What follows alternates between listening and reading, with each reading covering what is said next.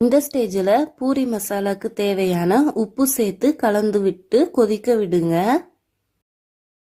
ஒரு 2 to 3 minutes நல்லா கொதிச்சதும் கலந்து விட்டுட்டு ஸ்டவ் ஆஃப் பண்ணிடலாம். கொத்தமல்லி இலை இருந்தால் ஃபைனலாக தூவிக்கோங்க.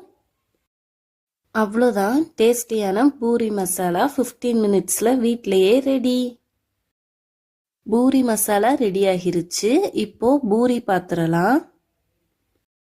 பூரியை எண்ணெயில் போட்டதும் சைடில் உள்ள எண்ணெயெல்லாம் பூரியில் எடுத்து ஊற்றுனா பூரி நல்லா புசு புசுன்னு வந்துடும். நல்லா பூரி புசு புசுன்னு வந்திருக்கு. பூரியும் ரெடி, பூரி மசாலாவும் ரெடி.